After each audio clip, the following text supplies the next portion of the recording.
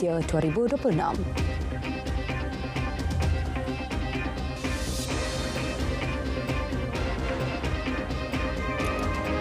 Salam Malaysia Madani, saya Cimisan Raj.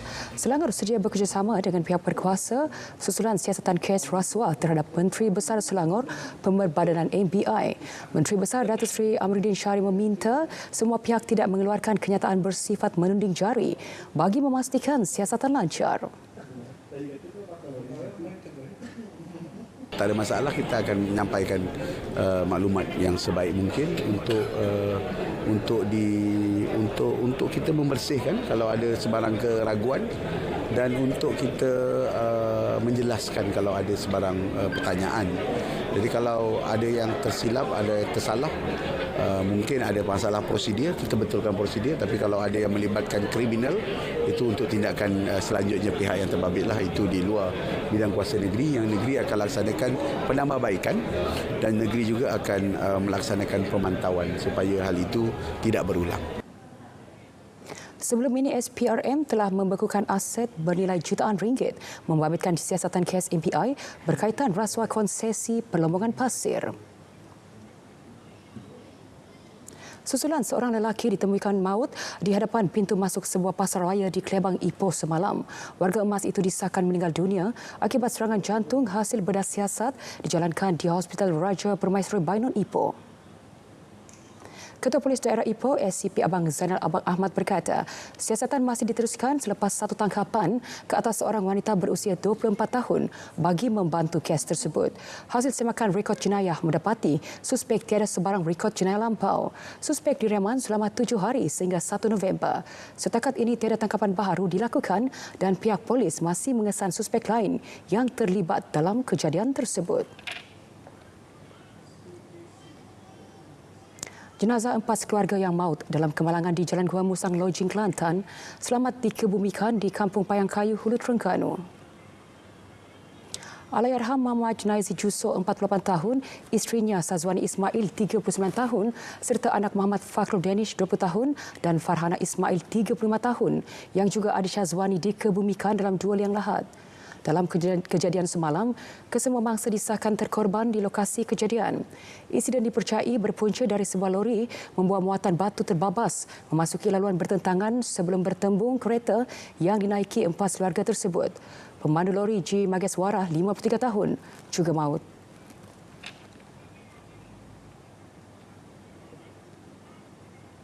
Seorang pesara bomba dan isterinya maut apabila kereta dinaiki merempuh jentera pengorek tanah, manakala anak mereka cedera parah. Kejadian berlaku berhampiran kem TDM Batu 10 Jalan Kuantan Maran. Ketua Polis Daerah Kuantan, SCP Wan Muhammad Az-Zahari Wan Busu berkata, mangsa Muhammad Fadli Muhammad Abidin, 42 tahun dan isterinya Rohafizah Taha, 50 tahun, seorang guru meninggal dunia di tempat kejadian. Anak mereka Muhammad Osman Mawafi yang masih bersekolah dirawat di Hospital Tengku Ampuan Afzan dalam keadaan kritikal. Kemalangan dipercayai berlaku ketika mereka dalam perjalanan dari Gambang ke Kemaman apabila MPV yang dipandu hilang kawalan dan melanggar jentera tersebut. Seorang peniaga di Jerantut kerugian lebih RM440,000 dipudaya sindiket penipuan yang menyamar pegawai Suruhanjaya Komunikasi dan Multimedia MCMC dan pegawai polis. Ketua Polis Pahang Datuk Seri Yahya Othman berkata, mangsa berusia 42 tahun menerima panggilan telefon daripada sindiket memaklumkan nombor telefonnya digunakan untuk aktiviti penggubahan wang haram. Mangsa yang takut membuat pemindahan wang berjumlah RM446,800 menerusi 51 transaksi ke 11 akaun bank dalam tempoh 22 Oktober hingga 24 Oktober lalu. Ia kononnya untuk siasatan oleh suspek. Mangsa berasa tertipu membuat laporan polis. 133 tahanan warga asing dihantar pulang ke negara asal melalui KLIA dan Terminal Feri Pasir Gudang, Johor Bahru setelah selesai hukuman penjara atas pelbagai kesalahan imigresen. Kesemua mereka terdiri daripada 60 warga Indonesia, 28 warga Pakistan 25 warga Myanmar, 6 warga China serta masing-masing 5 warga Filipina dan Nepal, juga 2 warga Bangladesh serta Sri Lanka. Mereka juga disenarai hitam dan dilarang memasuki negara ini mengikut tempoh ditetapkan. Depo Tahanan Imigresen Pekanenas, Pontian menjalankan pemindahan berterusan bagi memastikan tahanan segera dihantar pulang. Tiket penghantaran pulang dibayari melalui simpanan tahanan dan sumbangan ahli keluarga.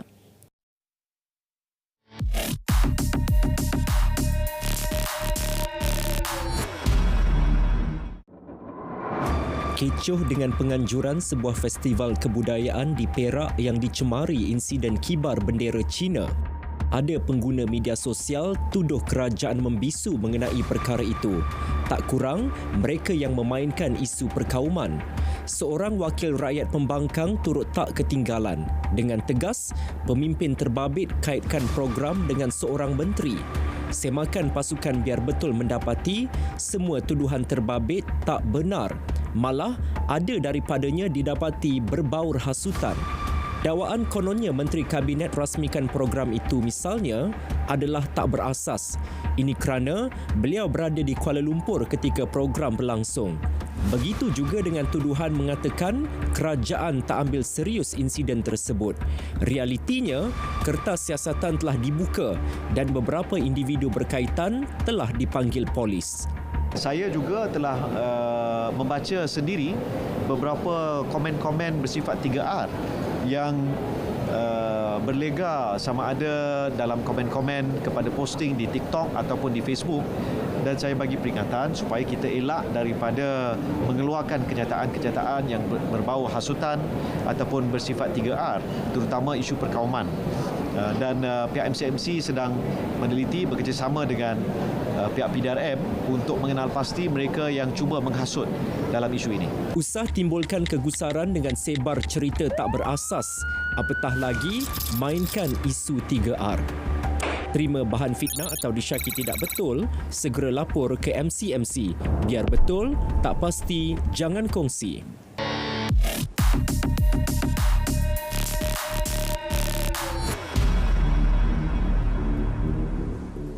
Sempena lawatan kerja Perdana Menteri Ethiopia, Datuk Abiy Ahmad Ali ke Malaysia, Perdana Menteri Datuk Seri Anwar Ibrahim berkata, Malaysia dan Ethiopia setuju berkukuh kerjasama dalam beberapa bidang utama termasuk perdagangan, pelaburan, pelombongan dan industri. If you study recent development in Ethiopia, you would see how the economy, the governance, the anti-corruption drive, the changes, the quality of education, the airlines, in every field you have grown. And I think in all humility, I must say, in Malaysia we should emulate your success, learn from your experience, and sharing part of our experience and contribution in trying to make sure that Malaysia remains a stable, peaceful country, but at the same time propel its economy.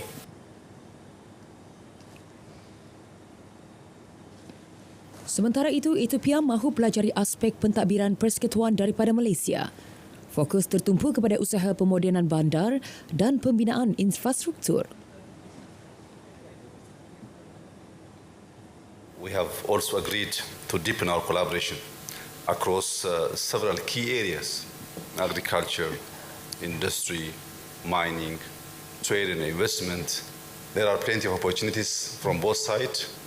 The discussion was very fruitful so as to enhance our cooperation in all sectors.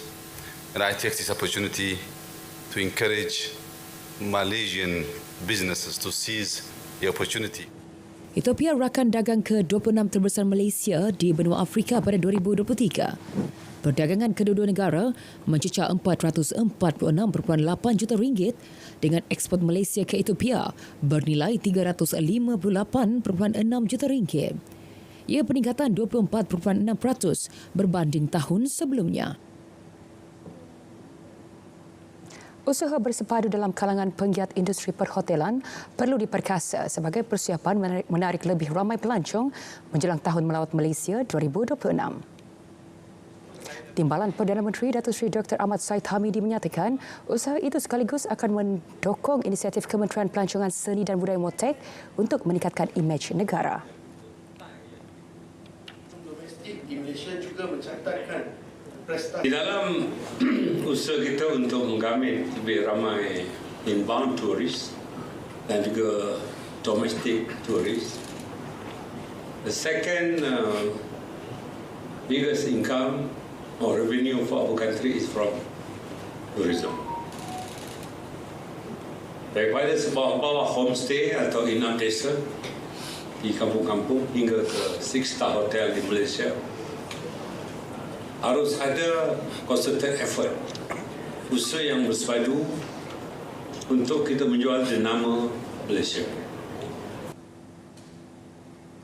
Beliau yang juga pengerusi Jawatan Kuasa Pembangunan Pelancongan Kabinet berkata demikian selepas hadir ke Majlis Pra-Pelancaran Hotel Tido di Ibu Negara. Susulan isu kibar bendera negara asing dalam satu perarakan di Teluk Intan, Perak. MCMC bersama polis sedang kenal pasti pihak yang keluarkan kenyataan berbau hasutan selain isu agama, kaum dan institusi Raja 3R berkait insiden berkenaan.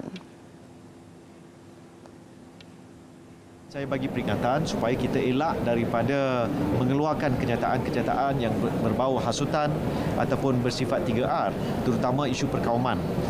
Dan pihak MCMC sedang meneliti bekerjasama dengan pihak PDRM untuk mengenal pasti mereka yang cuba menghasut dalam isu ini. Lebih 100 peserta sertai program AI for Belia yang bertujuan memperkasakan penggunaan teknologi kecerdasan buatan AI dalam kalangan belia. Program ini bagi mempersiapkan golongan belia menghadapi keperluan pasaran pekerjaan khususnya dalam sektor teknologi tinggi. Menteri Sains, Teknologi dan Inovasi Charlie Kang berkata, penggunaan AI mampu membantu belia yang berminat menceburi kerjaya sebagai usahawan inovatif atau teknousahawan. Langkah ini sekaligus dapat menjadikan mereka peneraju dalam mencipta inovasi yang memanfaatkan kemajuan teknologi untuk pembangunan negara. Beliau menyatakan semasa majlis perasmian program AI for Belia di Universiti Pendidikan Sultan Idris Upsi Tanjung Malim. Program ini menerima sambutan amat positif dan akan diperluaskan ke lokasi lain pada masa akan datang.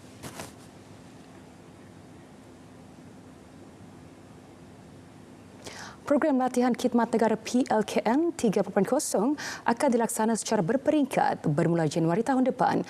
Timbalan Menteri Pertahanan Adi Zahari berkata, sebagai permulaan, 2 kem tentera akan digunakan dengan anggaran 500 peserta.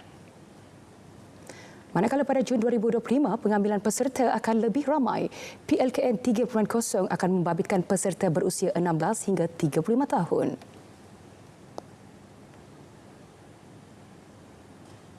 Tetapi kalau ditanya tentang permulaan dia, kita akan bermula Januari tahun hadapan. Kita akan gunakan 2 kem dulu. Jumlahnya kita akan lihat kepada keperluan-keperluan itulah. Kita akan tengok dulu jumlah berdasarkan kepada kemampuan kem kita lah. Tapi kita akan mulakan Januari itu sebagai pilot project lah, satu batch dulu. Fasa penuh PLKN akan dilaksana di 13 kem tentera pada 2026. Dewan Bandaraya Kuala Lumpur DBKL akan memulakan kajian geoteknikal di kawasan segitiga emas di ibu kota mulai tahun depan. Ini adalah langkah susulan selepas insiden tanah jerlus yang berlaku di Jalan Masjid India pada Ogos lalu. Menurut Menteri Jabatan Perdana Menteri Wilayah Persekutuan Dr. Zaliha Mustafa, sebanyak RM10 juta diperuntukkan untuk tujuan kajian ini. Kajian geoteknikal ini sebenarnya yang saya pernah juga sebut sebelum ini memang dilaksanakan, ya, tetapi kita lakukan biasanya di kawasan-kawasan yang bercerun, ya. Tetapi pada kali ini kita juga mewajibkan kajian teknikal dikemukakan dalam daripada pemaju sebelum kita meluluskan apa-apa kebenaran merancanglah, ya. Jadi dia maksudnya tidak kira sama ada pembangunan itu di kawasan bercerun maupun di kawasan lapang ataupun kawasan tanah rata atau di mana-mana saja di sekitar Kuala Lumpur Khususnya kita akan memastikan bahawa mereka mengemukakan kajian geoteknikal mereka lah. Beliau memberitahu semasa program pemantapan pengurusan hartanah WP Putrajaya 2024 di Putrajaya. Sementara itu, kerjasama antara sektor awam dan swasta dilihat sebagai kunci dalam mengatasi isu perumahan di Kuala Lumpur. Menurut Datuk Bandar Kuala Lumpur, Datuk Seri Dr. Maimunah Muhammad Sharif, usaha ini termasuk kerjasama dalam projek perumahan, pakej pembiayaan dan insentif pemilikan rumah. Kolaborasi ini dapat memastikan pemilikan rumah mampu milik lebih mudah diakses oleh semua golongan.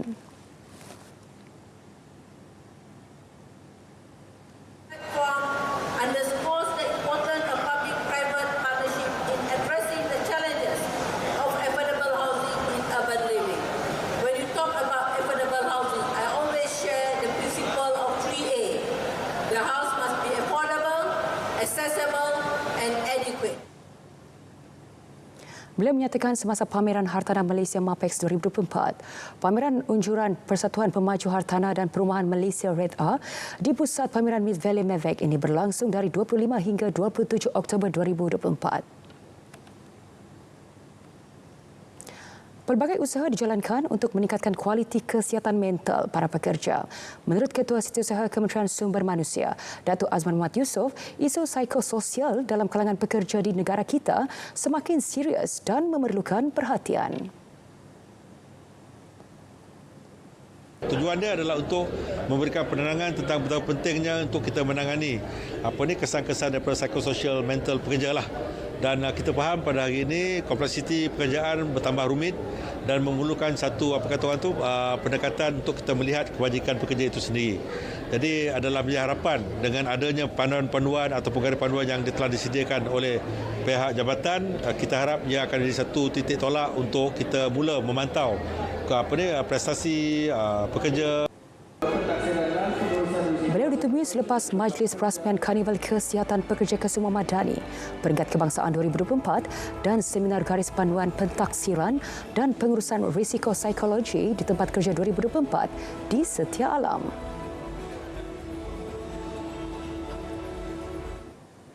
Kedah berharap peruntukan RM550 juta bagi promosi dan aktiviti pelancongan Tahun Melawat Malaysia 2026 turut dapat digunakan untuk menjayakan Tahun Melawat Kedah 2025. Saya harapkan juga bajet yang diumumkan oleh Yang Amat Perdana Menteri akan disalurkan juga kepada Kedah lah. Dan pada tahun depan kita memerlukan bajet itu juga untuk membantu kita menjayakan Tahun Melawat Kedah 2025 itu tahun depan.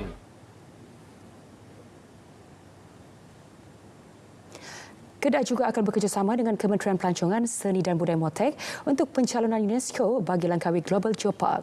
Pulau Langkawi telah diberi status Geopark Global pada 1 Jun 2007 dan muncul Geopark pertama di Asia Tenggara pada masa itu. Beliau ditemui selepas merasmikan program Semarak at Museum Kota Kuala Kedah yang turut dihadiri Ketua Pengarah Jabatan Museum, Datuk Kamarul Baharin Kasim.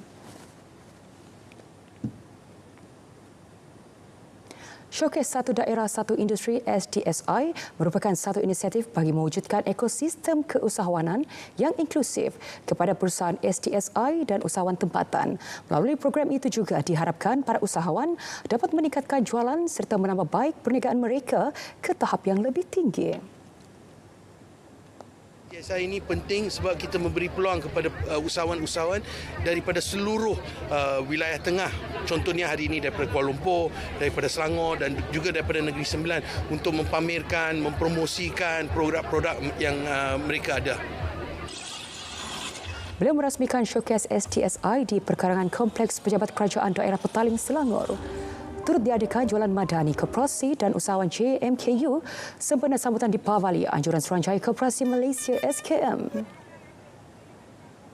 Baik juga untuk penduduk kat sini sebab dia harga berpatutan lah. Harap lepas ni ada lagi lah. Benda ni bukan hari-hari dia buat. Sesekali kan. Tapi alhamdulillah lah. Dapat berjimat. 3,000 peluang pekerjaan ditawarkan pada Karnival Kerjaya My Future Job berkeso Perlis di Dewan Unimap Kubang Gajah. Peluang pekerjaan yang ditawarkan itu melibatkan 27 syarikat. Menurut Pengarah Perkesa Negeri Ahmad Firdaus Hashim, penganjuran kali ini menawarkan pelbagai peringkat jawatan bermula dari kelayakan bagi lepasan SPM hingga ke ijazah sarjana muda serta kelulusan dalam bidang TVET. Peluang pekerjaan turut ditawarkan kepada golongan OKU. Di samping pelbagai perkhidmatan lain ditawarkan termasuk sesi kaunseling kerjaya dan bantuan penyediaan maklumat diri untuk temu duka.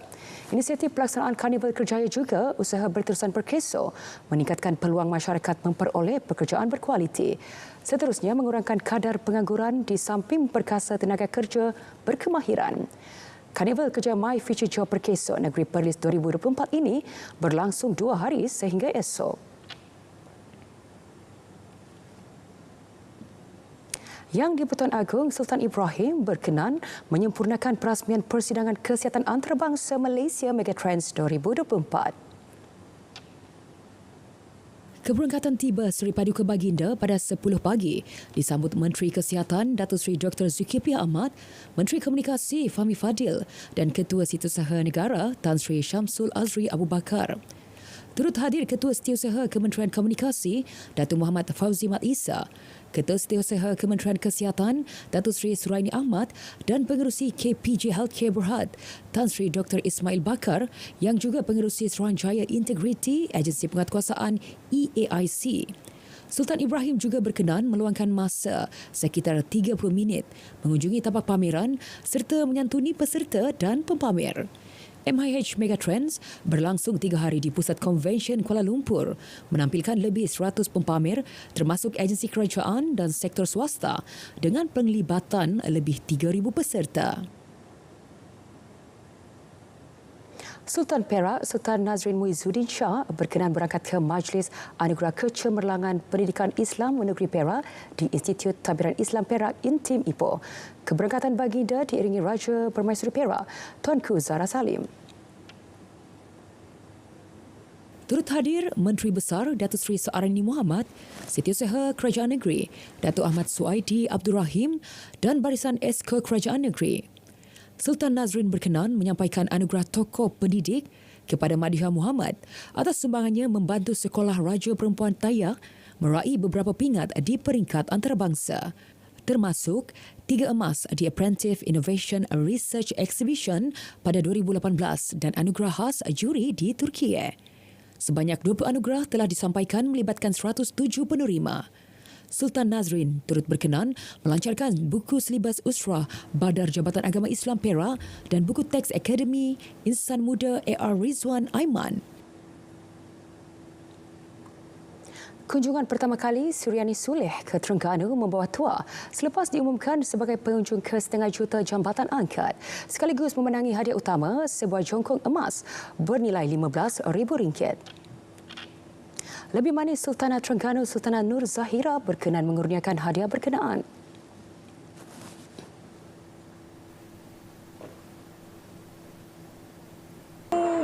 Disangka-sangka sebab time saya dapat call tu, saya boleh siap cakap lagi.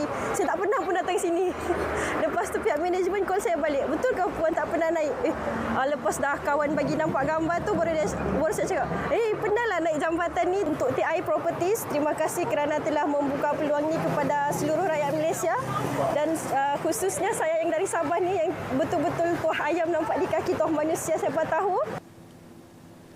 Dalam pada itu, Ketua Pegawai Eksekutif Terengganu Incorporate Sdn Bhd Burhanuddin Hilmi Muhammad Harun berkata, hadiah merupakan penghargaan pihaknya buat pengunjung jambatan itu.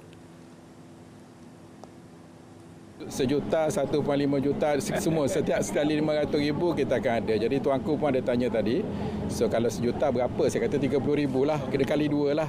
Tapi tak tahulah jadi sampai 100,000 kot bila-bila kot. Tapi insya-Allah kita akan tingkatkan hadiah kita ni sebab sangat bermakna pada kita mendapat pengunjung yang 500,000 dan insya-Allah kita harapkan setiap tahun akan bertambah sebanyak 100,000 dan insya-Allah saya rasa tak lama untuk kita capai pengunjung yang ke 1 juta.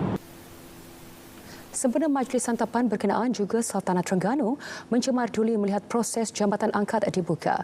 Terdahulu Sultanah Nur Zahira turut dibawa meninjau Galeri Drawbridge.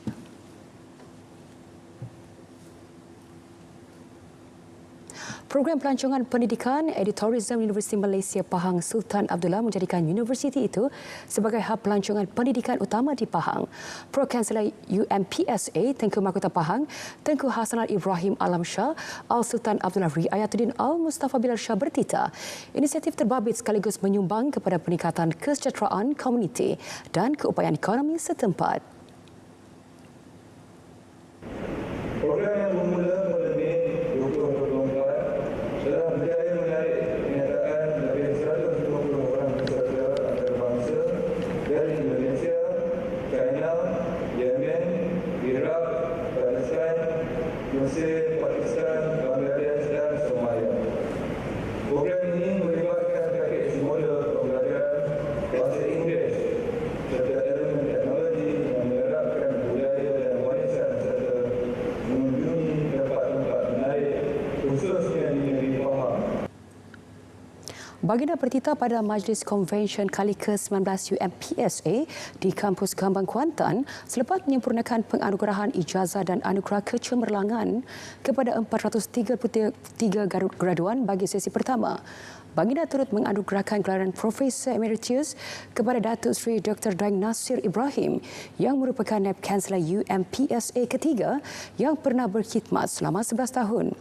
Ketokohan beliau terselah apabila dilantik sebagai rektor di Oxford University, Uzbekistan yang menyaksikan kecemerlangan pentadbiran beliau sekaligus memartabatkan pendidikan tinggi negara di peringkat antarabangsa.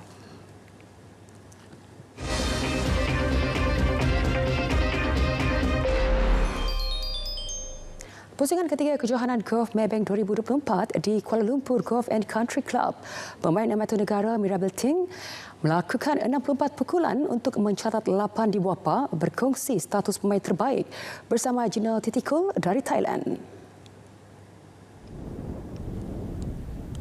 Selepas mengharungi pusingan kedua yang mencabar, atlet berusia 18 tahun itu bangkit untuk membenam 8 birdie, mencatat jumlah keseluruhan 10 bawah par 206 selepas 3 hari beraksi. Sebagai satu-satunya pemain amatur dalam kejohanan itu, Mirabel bermula dengan baik apabila mencatat 5 bawah par 67 pada Khamis, tetapi sedikit tersasar semalam mencatat 3 atas par 75. I had my iron shot really good today and I putt really dropped today. So that's two things that I did really well today and managed to shoot the score that I shot. Anak kelahiran Miri Sarawak yang bermain dalam jelajah Persatuan Golf Profesional Wanita pertamanya kini menjadi pemain golf tempatan terbaik. Ia sekaligus menyaksikan Mirabel berkongsi tempat ke-10 bersama pemain Australia Gabriela Ruffel dalam kejohanan bernilai $3 juta. Kejohanan hoki antarabangsa Piala Sultan Johor SOGC 2024. Skuad negara tewas 3-0 kepada Jepun pada aksi penentuan tempat kelima dan keenam menerusi penalti shootout selepas terikat 2-2 pada masa perlawanan sebenar. Sekaligus skuad kendalian Ai Vigneswaran itu mengakhiri kempen kali ini dengan tewas semua perlawanan. Beraksi di Stadium Hoki Johor, skuad Young Tigers gagal memanfaatkan kelebihan meskipun 2 kali mendahului negara samurai itu. Cenur Akhirullah Syekh Muhammad Khairul Z Anwar berjaya meletakkan skuad negara di hadapan pada minit ke-33. Jepun bangkit menyamakan kedudukan menerusi Yuto Higochi sebelum Muhammad Haris Iskandar Osman kembali meletakkan Young Tigers di hadapan pada minit ke-50. Jun Watanabe berjaya mengheret perlawanan ke penentuan shootout hasil pukulan penalti di penghujung babak. Penjaga gawang negara Muhammad Rafaizul gagal menepis semua shootout milik Jepun, manakala wakil negara gagal menghasilkan sebarang jaringan. Sekian berita tengah malam dari Sungai ke Segara Palestin, pasti merdeka. Salam Malaysia Madani.